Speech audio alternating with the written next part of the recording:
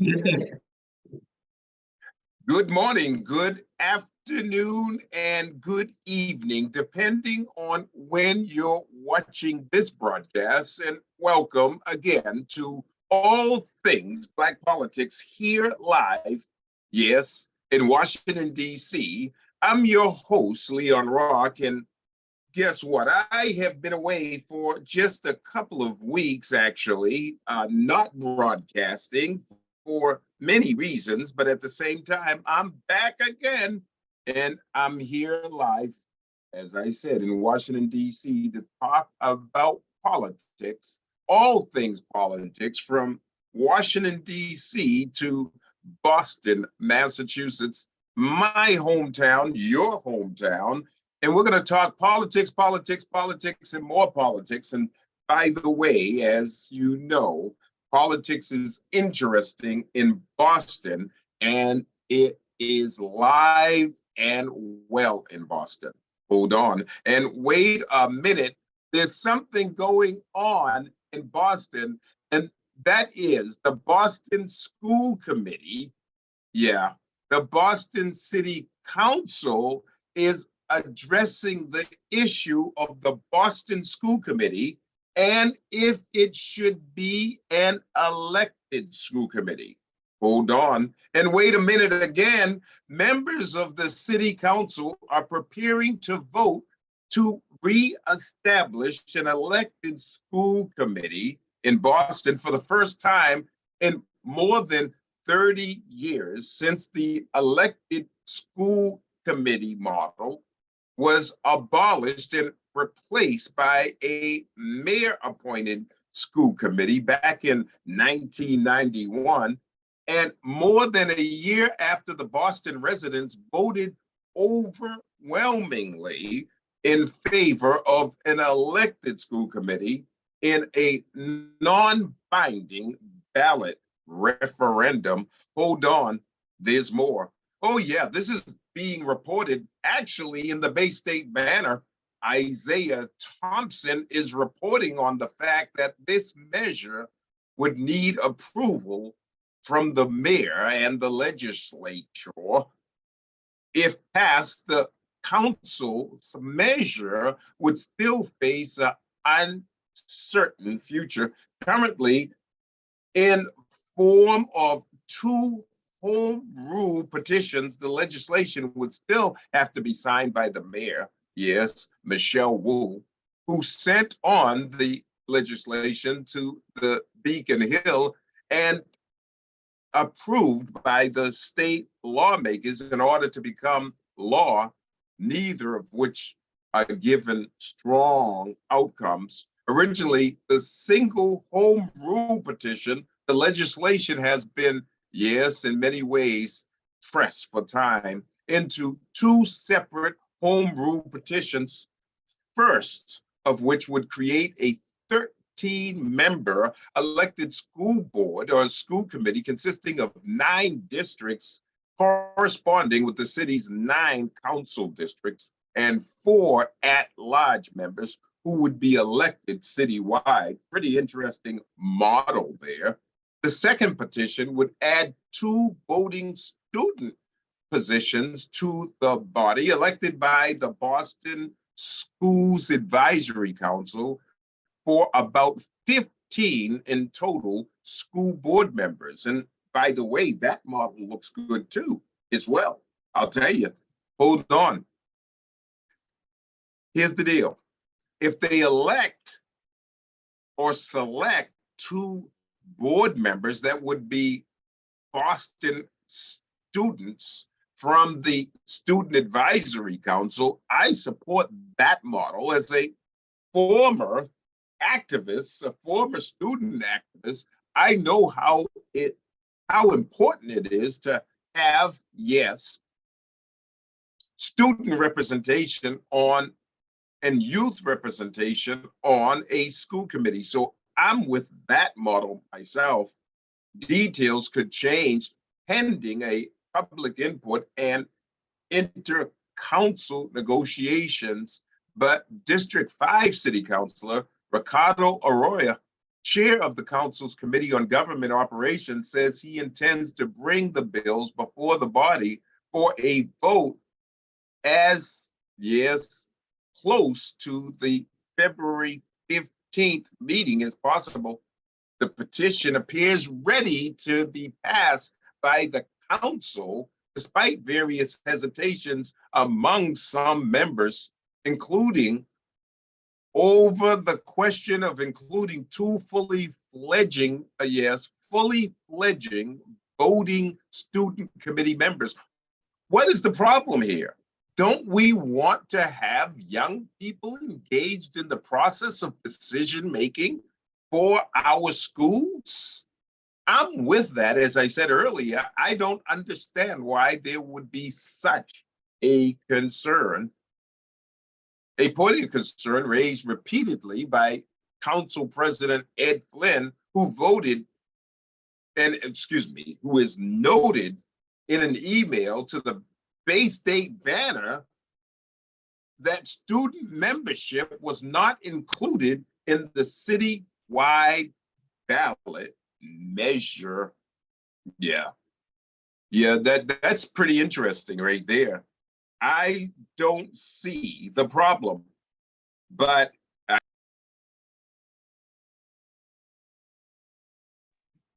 guess the city council president does see a problem with having board members that would be students on the Boston School Committee.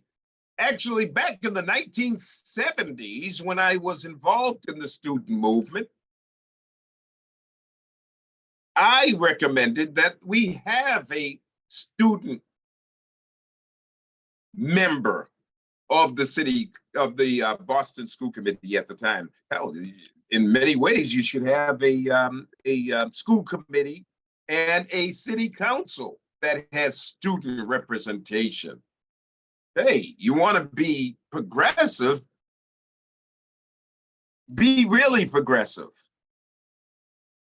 Yeah. City council member and president Ed Flynn is saying that he is concerned about student membership on this city wide city council. Arroyo, who supports the student member provisions, told the Bay State Banner that he is a co-sponsor of Julia Mejia's bill that would allow the creation of an elected school committee, even if the question of student membership gets tied up in the city council, in City Hall, or on Beacon Hill. Why should that be a major concern? I don't understand it, my good friends. Why should student membership hold up and tie up a conversation and a bill to create a elected body, a new elected body after 30 some odd years,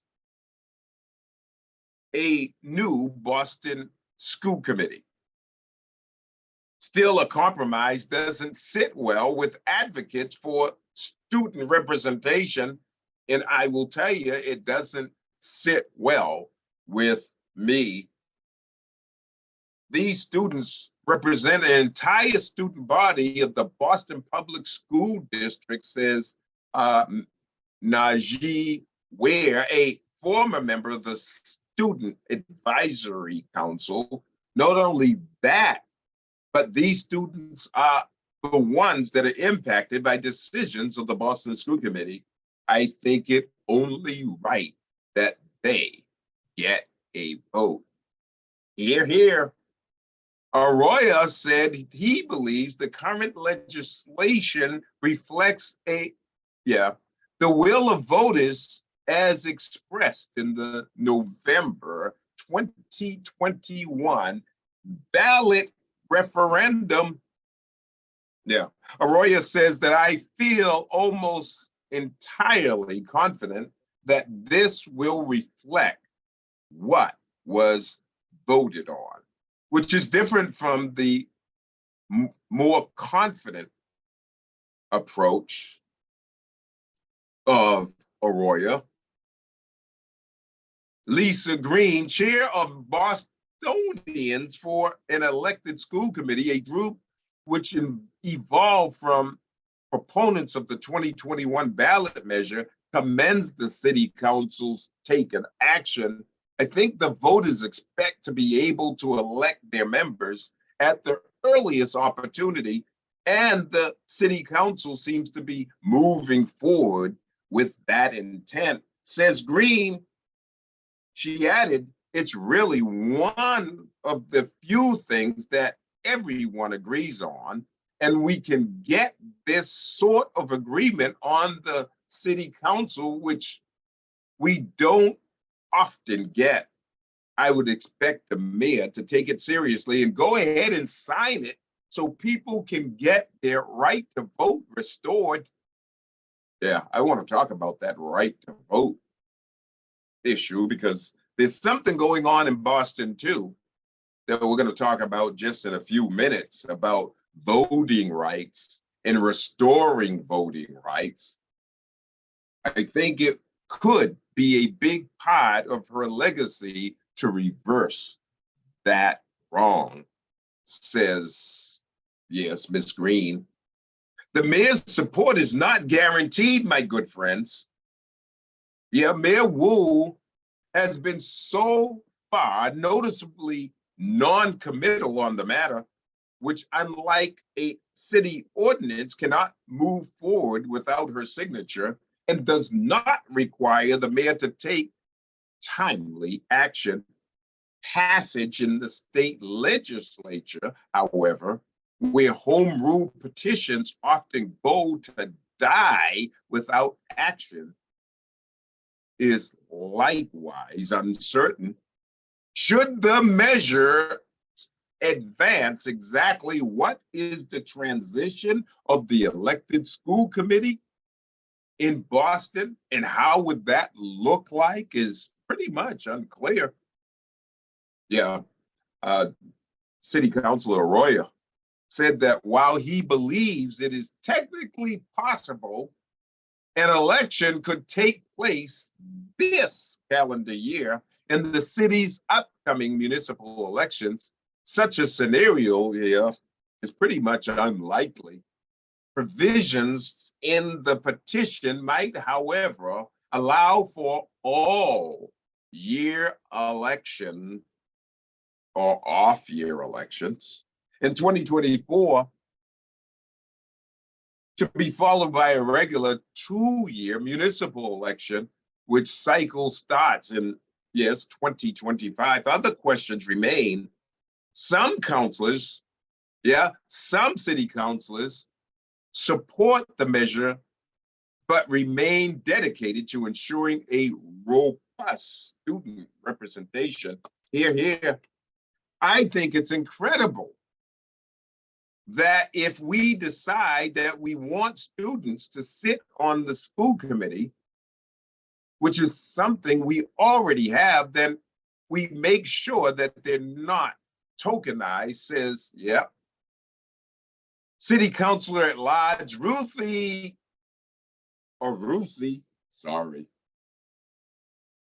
District 9 Councilor Liz Breeden, meanwhile, has raised concerns about the potential for the school committee elections to draw outside political spending and influence. Aurora has responded and said she is that concerned, but not the political spending is generally regulated by state level laws. Such concerns have not escaped the attention of even ardent supporters. Democracy is messy, said Green, pointing out that there's plenty political money already flowing through city elections, including the mayor's office elections, and currently appoints all school committee members. So what's the problem? What is the problem?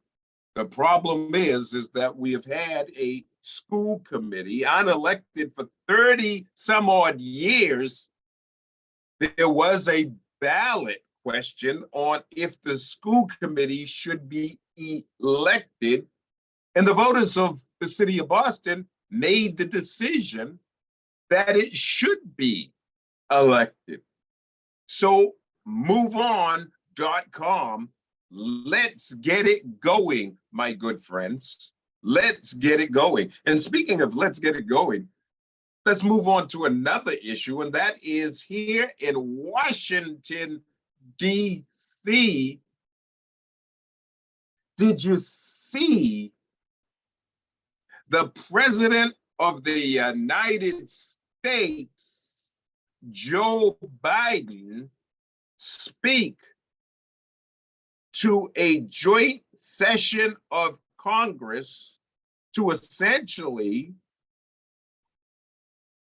have a conversation with the American people about the state of our union? Yeah, it was pretty interesting, my good friends, because there was a whole bunch of yelling and toxicity here in Washington, D.C., yes, at that joint session, as he talked about the status of America. Yeah, there was a whole bunch of yelling and screaming on the part of, yes, neoconservatives in the House of Representatives and some senators as well, who yelled and hollered and screamed at the President of the United States, showing a lack of decorum. Now the question is, my good friends, is what will happen in the future in terms of the state of our union and speeches made by a president, and will there be these shenanigans in the future? Oh, and by the way, I enjoyed how the President of the United States responded to the neoconservatives who said that he was lying when he said that there are a number of members of the Republican Party in the House and Senate that want to eliminate and destroy Social Security. Well, as you saw, he backed it up just a little bit by saying and putting them on the spot and wondering out loud who would stand up for Social Security. And guess what? He got those Republicans and Democrats to stand up to commit to not destroying or taking away the benefits of seniors. It was a slam dunk for the President of the United States. Oh, by the way, something close and dear to my heart was discussed by the President of the United States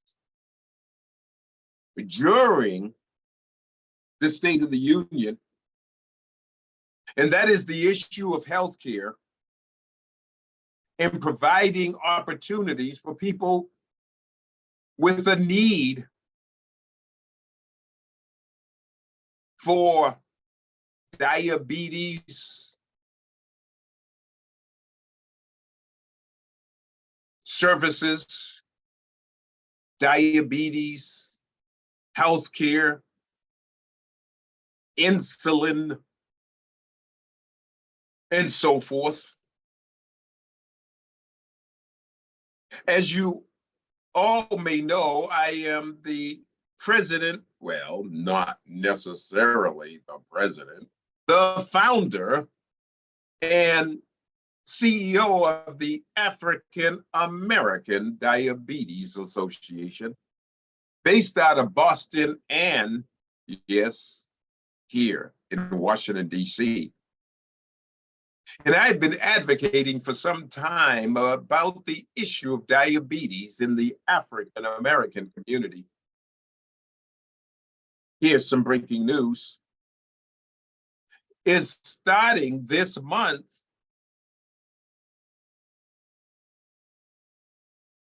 the African American Diabetes Association, in partnership with Boston Black News, will be holding a series of broadcasts about diabetes in the African American community of Boston, Massachusetts. Yes, those broadcasts will be here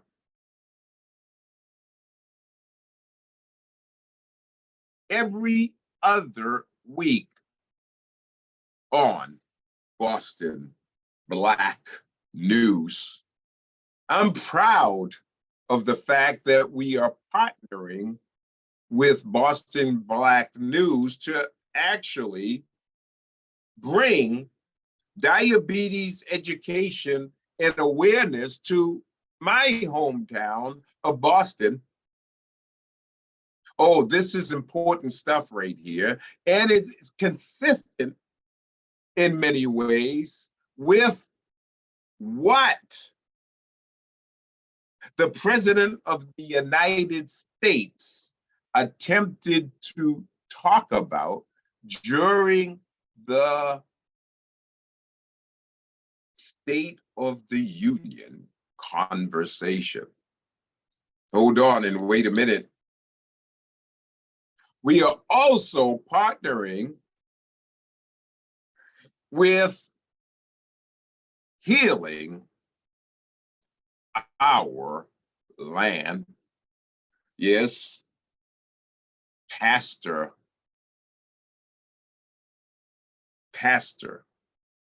my dear friend, Pastor Bruce Wall, is assisting us in developing a relationship with a whole host of organizations in Boston's Black community to address diabetes in the African American community. And we are partnering with Healing Our Land, Boston Black News, and the African American Diabetes Association to bring information critical to the challenges of diabetes right into the neighborhoods of Roxbury, Dorchester, Mattapan, and other Black communities and neighborhoods throughout Massachusetts. Oh, we're excited about this partnership with Pastor Franklin Hobbs, Pastor Bruce Wall, and the African American Diabetes Association. Oh, stay tuned to that. The broadcast will start on the 14th of this month with Healing Our Land, providing information about diabetes, yes, in the criminal justice, or I like to call it appropriately, the injustice system.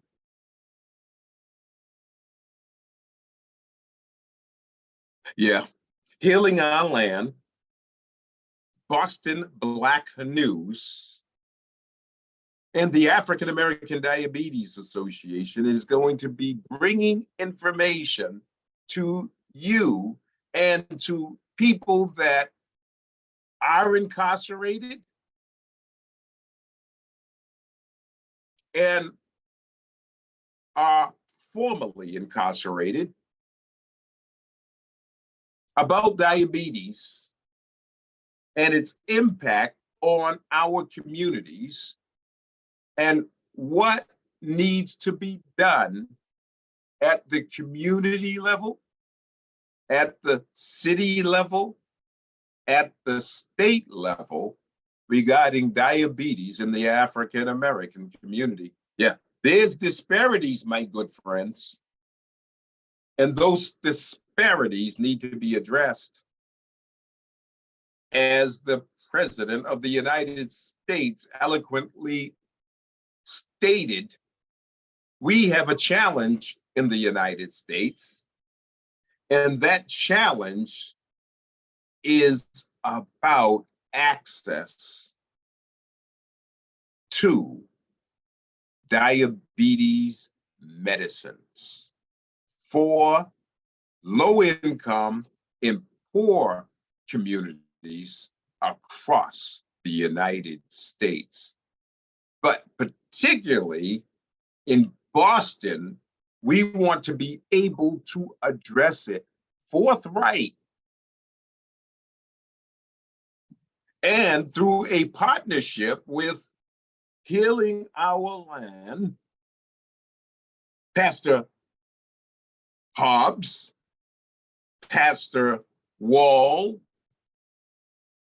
and here's the deal, the Commonwealth of Massachusetts and the Boston Health Commission, along with community groups in the Roxbury area, we are putting on a number of events over the next 5 months to educate our communities, our neighborhoods about diabetes, our families about diabetes. I'm excited about it. You're going to hear more about it. In fact, on the 14th, I believe it's at 7 o'clock in the morning, you're going to be able to hear the broadcast from Healing Our Land, Pastor Franklin Hobbs and his team. I'm going to join in on the conversation, by the way. For the first one, I will be right there, side by side with Pastor Hobbs and Pastor Wall to discuss diabetes in a different way than even the President of the United States could ever talk about. And I'm excited about that as well. And that's going to come live here on Boston Black News. And guess what? I'm your host on all things Black politics, live here in Washington, D.C. every Friday at 11 o'clock. Well, we just talked about the issue of the Boston School Committee and what needs to be done. But let me bring up another subject. I've talked about this in the past, and it has become a really important conversation in Boston. Hold on and wait a minute. Boston is becoming a interesting place when it comes to a topic of discussion, and that is Boston has appointed members of a new, yes, reparations task force. Yes, a reparations task force has been announced by the city of Boston. Yep, the city of Boston, well, the mayor has announced on Wednesday the appointment of 10 members of a newly formed reparations task force Yep. Here's the interesting part of this. Let's listen to this. For over 400 years, the brutal practice of enslavement and recent policies like redlining and busing crisis and exclusion from city contract has denied Black Americans pathways to build generational wealth, secure stable housing, and live freely. Boston Mayor Michelle Wu said during a ceremony at the African Meeting House, the oldest Black church building remaining in the country. Our administration remains committed to tackling the long-standing racial inequalities, and this task force is the next step in our commitment in the city to advance racial justice and build a Boston for everyone, says Michelle Wu. Excuse me. The announcement follows a formal apology issued in June 2022 for Boston's role in the transatlantic slave trade and the unanimous Boston City Council decision to create a commission to work on reparations recommendations. Listen to me now, to work on reparations recommendations. The task force will be chaired by, yes, Attorney Joseph Feaster Jr., a former president of the Boston NAACP. I have the utmost respect for, Attorney Joe Feaster. If something is going to be done in Boston in regards to, reparations and equity, Joe Feaster is the right man for this conversation. The mandate is to make people understand historically what brought about the need for a discussion of reparation. Feaster has said the task force's job is not to detail the logistics or the timelines for reparation payments, Feaster said, but instead focused on discovering what amount of debt is and the extent of harm done to Boston's communities of color, he noted.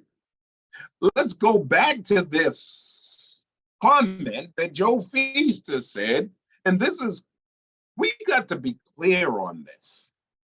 The task force's job is not to detail the logistics or timelines for reparations payment, but instead focused on discovering what the amount of debt is. Did you hear that? The task force's job is to discover the amount of debt is. Woo! Now that's going to be pretty interesting in itself, don't you think? The extent of harm done to Boston's communities of color, he noted. The task force is made up of community activists, artists, scholars, and students. Reparations has been a nationwide topic of cities and towns and municipalities, and reckoning collectively with how to redress historical wrongs. The implementation of reparations for the enslavement of African people in America, however, is varied with suggestions on direct cash payments, home ownership assistance, repatriation of property or historical artifacts, and more. I say put it all in there.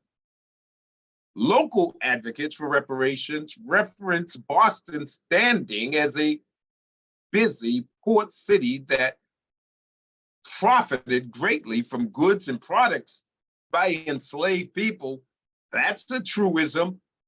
It's only right that our government play a role in reversing the harm that our government enabled, says Ricardo Arroyo, a Boston city councilman. Yeah, hold on and wait a minute. There's more, my good friends. In 2015, a study found that the median net worth of Black households in Boston is $8. Oh, you've heard this statistic already. $8 compared to nearly $250,000 for white households. Yes, and excuse me again. Owing to a discriminatory city policies and practices that erected barriers to wealth building and opportunities such as home ownership for non-white communities. I can attest to that. But hold on, wait a minute. I got a serious conversation to be had about this. And that is, I get it that you want to find out what is the indebtedness of Boston to Blacks in Boston regarding historical slavery, indentured servancy, so forth and so on. But how does that get counted? And by the way, if there's hurt that has been experienced by generations of Black folks in Boston, what is the cutoff?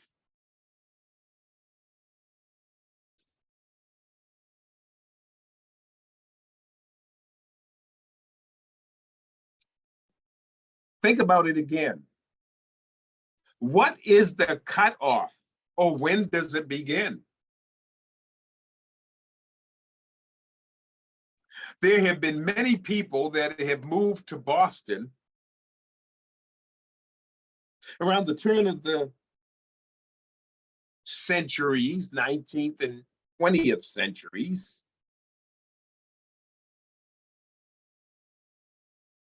from the southern part of our country,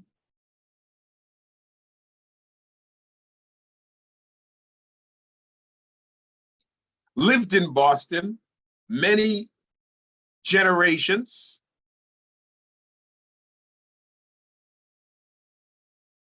were impacted by segregationist policies, exclusionary policies in the Boston Police Department, Boston Fire Department, Boston School Department, Boston Public Works Department, every agency of the city of Boston has been sued for its discriminatory practices over a lifetime for many.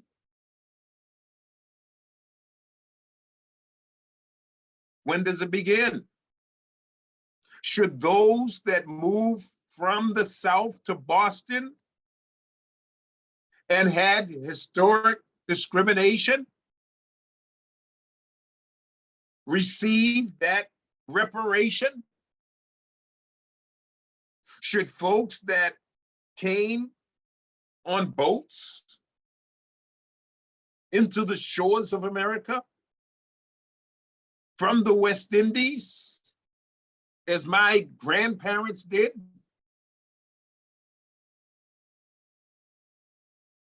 toil, work hard, but discriminated against for generation after generation? Should they have access to that reparations? Or should it be limited to people that have We're all immigrants.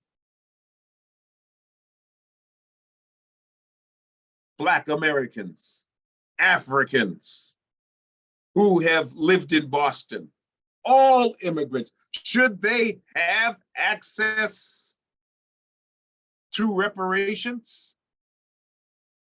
I salute the decision of Mayor Wu and others to create this dynamic group of folks that are going to actually debate the issue of reparations in Boston through this commission. I salute the commission, Joe Feaster, and the people that will be leading the effort to, I hope, have public meetings and a public discussion regarding reparations for the city of Boston. The debate will now begin. The conversation will now begin. I look forward to covering this conversation with those that will be making, I believe, thoughtful conversation, debate, and decision regarding reparations in the city of Boston. I salute you, Mayor Wu, for creating the commission and for choosing, of all people, Joe Feaster, Attorney Joe Feaster, former president of the Boston chapter of the NAACP, as its chair. We'll try to get him on the program in short order. Well, that's it for today. This has been All Things Black Politics Live here from Washington, D.C. I'm your host, Leon Rock. We will see you next week. Have a phenomenal day. Peace.